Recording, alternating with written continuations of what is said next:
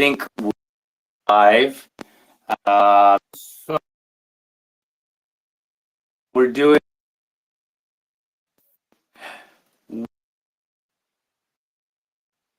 as not. What we got going on here?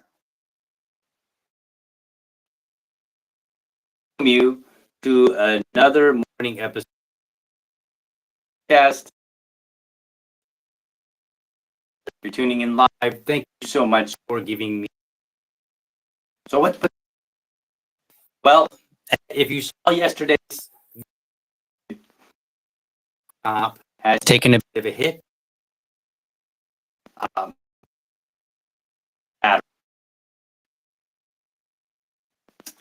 Causing the I bet it's because this. Okay, how is that? Is that any better? Is that audio any better, folks? Let's see. Any better? I don't know. We'll see. Sounded in and out. Better. Let me see if I can't type on the chat here. All right. Better? Question mark. Just buffering. All right. So, let's see. Question mark. Send. All right. So it says just buffering. May or may not work. I don't know. We'll see. Yes, no, maybe. I hate the delay in this. You know, like I'll say something and then I'll be like, how's that, guys? And then I'll have to wait. Still in and out. I think it's because the camera is too far away. So let me do this. Let's move the camera here a little bit closer. So we're going to, boom, there we go. How's that, folks? Is that any better at all? Is the audio any better there? Geez, I'm so big on the screen.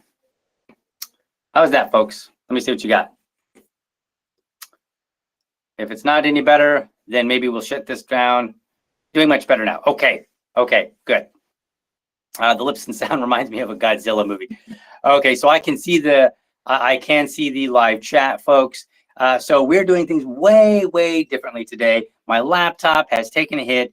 It has a swollen battery. And after a bunch of research and chatting up with some friends that are a bit more knowledgeable than me, I've determined that what I can do is purchase all the parts that are appropriate for the laptop, and reinstall anything, reinstall it myself. So I'm going to do the upgrade, and it's going to give me an opportunity to do some upgrades so that maybe there'll be some performance boost as well. So we'll see how that goes. Yeah, it is close up.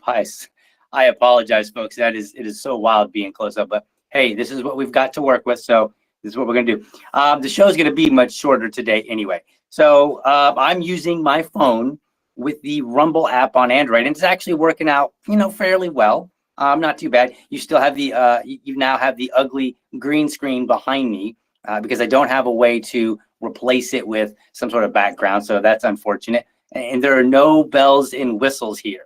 Whatever I can use is I'm basically using my phone, and I'm recording now also on my mixer as well. So I'll at least have some audio that I can send out for those who are listening via like Spotify and iTunes and whatnot. All right. So, and I thought that I wasn't going to be able to see the comments, but it turns out that I can see the comments. I just can't see myself. So hopefully, it's still doing good. And if I hit the screen, yeah, geez, I am so close on that screen. So, but whatever, it is what it is. The show must go on, right? That's how we do things here at the LibertyDad Show. I'm going to deliver come hell or high water. So all I have is my handwritten notes. And so this is going to be a short broadcast, but I wanted to make sure to deliver something to the audience who is faithfully showing up to listen to me on a daily basis. So that's what we're doing. We're going to deliver. I'm not just going to sit here and complain and say, oh, people should deliver. I'm going to deliver myself. All right. So what do we got? Well, the show is about politics and culture, but as you can obviously see, things are disrupted heavily. So I'm not going to be able to do the kind of research that I'm used to. I don't have clips and other things that I can insert into the video So I'm just going to kind of give you a few words. And, I might spend maybe 10 minutes a day, but 10 minutes is better than 0 minutes, right, folks? So we'll do like 10 minutes a day, maybe, so that I can focus on getting myself back in order. And, I still have to get this to like Facebook because we're not streaming to Facebook right now. And then I'm going to have to figure out exactly how to get this audio extracted so that I can send it to the podcast crowd. Like I got my live stream crowd and I got my podcast crowd. So I've got to deliver to both. But anyway, somebody in the comments is like, yo, if it's a Dell, yeah, unfortunately it's not. It's a Razer laptop. But I found a video where the person took the exact same model that I have, and he did a walkthrough on changing the battery. So therefore, I was like, oh, well, it's a lot more straightforward than I anticipated, because I was concerned that if I took the cover off, that there would be some funkiness that I would have to fight. And I was like, I don't really feel like doing that. But by doing it myself, then I can save some coin and then take that coin and divert it to getting some upgrades, some RAM upgrades, some memory upgrades. And that will hopefully improve some performance on my end. You probably won't necessarily notice it, but it'll help. All right, so that's where we are with the laptop. The show is about politics and culture, but you may hear very limited politics and culture in the coming days until I get everything taken care of. So, but I wanted to say this, because I've been, I'm still on social media and I'm still watching things happen, play out. And I'm going to say something that may or may not surprise people, but Trump is kind of surprising me a lot, actually. If anybody that knows me, knows the show, they know that I was very critical of Trump. I was very cynical that he would deliver on any of the promises that he made.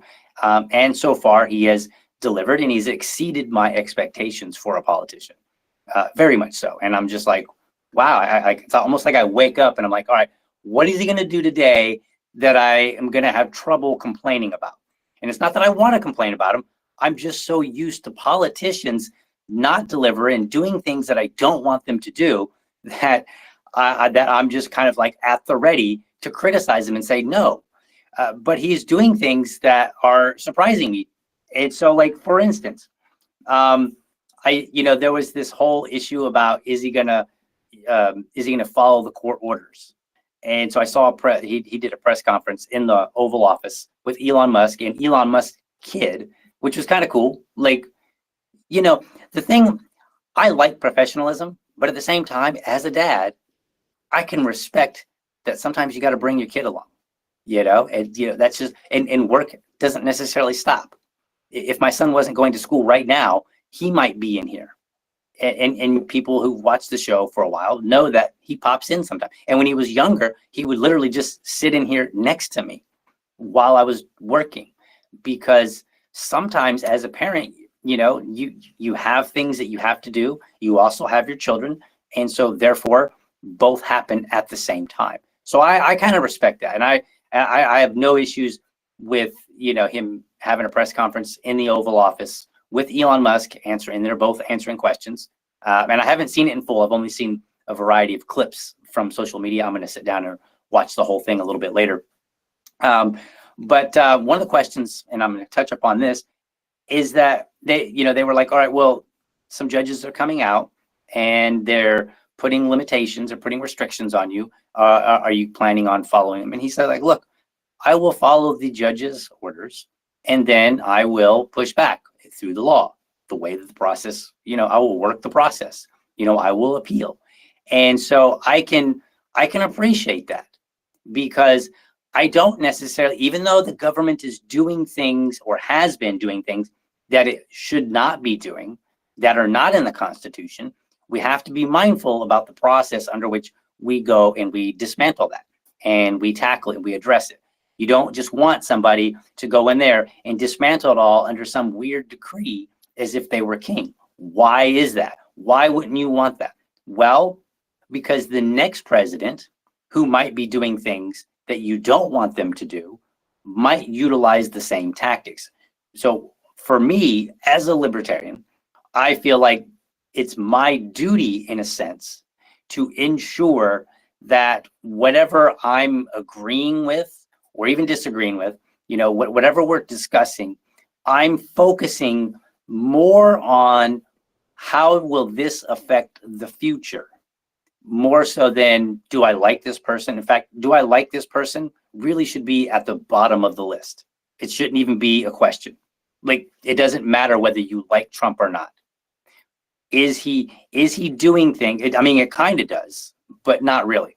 It does if you like him, because if you like somebody, you tend to be a little more flexible with what they're doing, right? So then it's very critical. It's very important for you, if you support Trump, if you like Trump, to look at it and say, is that what I want? Let's just say a President Obama, if there was a second President Obama, a Democrat, is that what I would want a President Obama to do? Is to do these kind of things, use this kind of power? And the answer is usually no. And so therefore, if you don't want your opponents to utilize this power in this way, whether it's power that they are granted under the Constitution or whether it's power that they just kind of are grabbing, it doesn't matter. If you don't want them using it in a particular way, then you want to make sure, you want to make sure that your own guy or gal, if there happen to be one, is not using power in that way.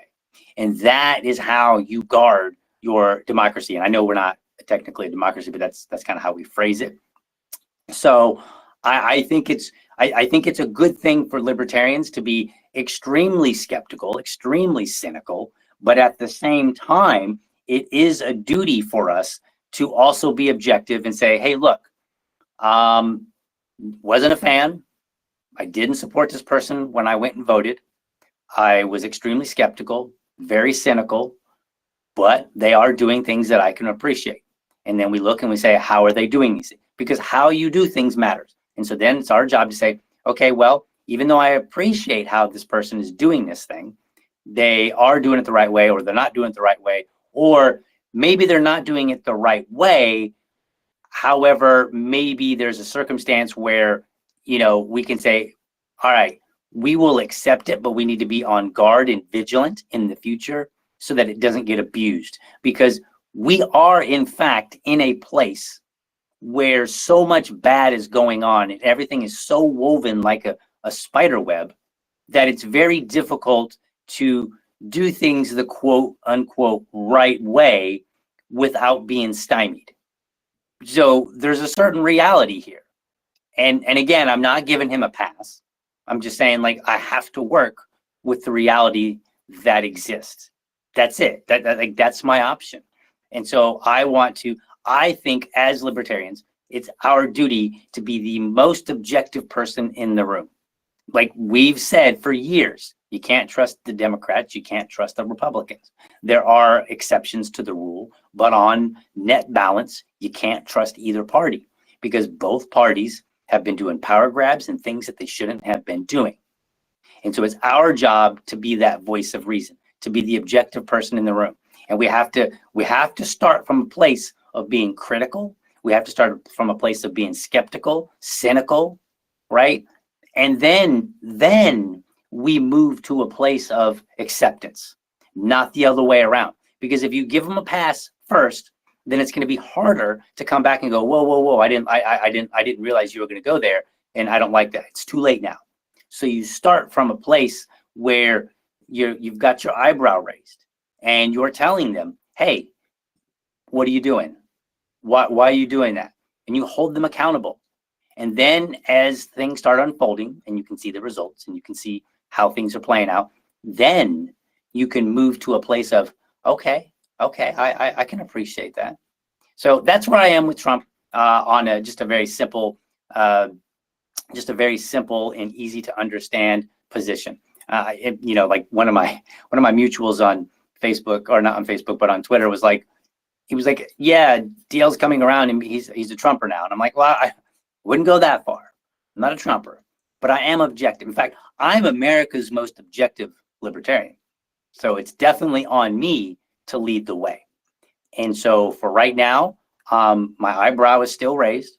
I'm looking at Trump and I'm like, all right, I can appreciate this. I can appreciate that. There are things that I don't appreciate. Right now, I have seen nothing that I appreciate regarding this whole Gaza, Middle East situation. the idea in any way, shape, or form of the US controlling Gaza is not acceptable. I don't even think it's acceptable to use as a bargaining chip, because here's the catch. As a bargaining chip, it only works if you have the power to do it and those who oppose you think you will. So think of it like this. I'm 5'3". I weigh 120 pounds. Not exactly very intimidating. And so imagine I meet two guys and they're both like, I don't know, 6'5", 350 pounds, a lot of muscle. Maybe, maybe they've been in a fight or two, so they can hold their own for sure. They're not just, big, big teddy bears. And so imagine I look at those guys and I go, I'm going to kick your guys' butt if you don't give me $10 each, right? And these guys, I mean, in truth, they might give me the $10 just as humor, but they're not giving it to me because they think, oh man, this guy, he's totally going to whip our butt. Because they're going to be like, dude, you're tiny. You're tiny. And so they're not going to believe me. So that threat is not like using that as using the threat of violence as a bargaining chip is not going to work. Now, if I roll up and I've got like two firearms, two guns in my hand, and I point them and I say, hey, you better give me $10, which of course is a violation of the non-aggression principle, conversation about the other day, but I'm making a point here. So, but if I point some firearms at both of these guys and I say, I will shoot you, I will kill you if you don't give me $10 each, they'll probably at that point be like, yeah, we better give them $10. And even if they're skeptical, I might take it a step further and I might shoot one of them in the leg, a la movie style, and be like, I'm not joking. And then now that I've shot a guy in the leg, now they know like, hey, I'm willing to shoot upon these guys. So now the threat of further violence has been made more real. So they will likely give me the $10, presuming they have it. And this is why I'm not a big fan of the whole Gaza thing, because like a lot has been spoken about with regards to Trump and saying, well, he's just using this, tariffs and this and this and this as bargaining chips. Well, if you just keep using all these big things as bargaining chips, eventually your opponents catch on. And so then they can start saying, well, maybe we'll call your bluff, right? If all of these things were just bargaining chips and you're just using them as a threat and hoping that we don't call your bluff, well, then all they got to do is catch on to that and then call the bluff. And so for something like the Middle East, I don't believe a bluff is acceptable. So for right now, my position is that he actually means it. And that I think is a problem, because if they decide to try and call the bluff, then he has to follow through. Because if he doesn't follow through, guess what? Guess what happens the next time he says, we're going to do this thing. We're going to use our American might to do something. Well, now we've diminished our future negotiations. And we're only like, what, 3 weeks into his administration? Something like that? Like 2 weeks, two or 3 weeks? He's got a long way to go. So he can't be caught bluffing early on. So therefore, it's not wise to call to in this particular case to use it as a bluff. And so and of course at the end of the day, I oppose it entirely anyway. I think there is another path, a better path to dealing with the Middle East situation, which largely just means the United States staying out pretty much entirely. So, and again, that's a conversation for another day. The point that I'm just trying to make here is that there are some things that Trump is doing that I can respect and I like. I still got a raised eyebrow because I'm like, my biggest concern, and this is why I'm not like, yeah, this guy's awesome. My biggest concern with this whole thing is, why are they doing this? We swapped out, we did a changeover in our president, which happens every 4 years, or has the opportunity to happen. I mean, sometimes they go on for a second term. But every 4 years we vote for our new president. And so that in itself is not, like, I wouldn't call that in itself a change. And I wouldn't necessarily call it a change to say, okay, we're going from a Republican to a Democrat or a Democrat to a Republican, because that happens all the time too. So there's nothing new here happening on those two fronts. So now it's about the individual. But the president has a limited amount of power, and they can only do so much. And in fact, Congress has more power than they do, right? Like, so Congress could pass legislation and he could veto it, and then they could override his veto and they could make something law, even if he doesn't want it, right? Or if they choose not to draft legislation on something that he would like, then there's nothing he can do about it, right? They also have the power of the purse. So Congress actually has more power, and Congress didn't really flip over. We didn't get a bunch of new people that made new promises and either did not have a history of doing the opposite or have in some way shown us like, yeah, we're different now. And so for me, I look at it, I look at Congress, and the bulk of the power is still within the same type of people.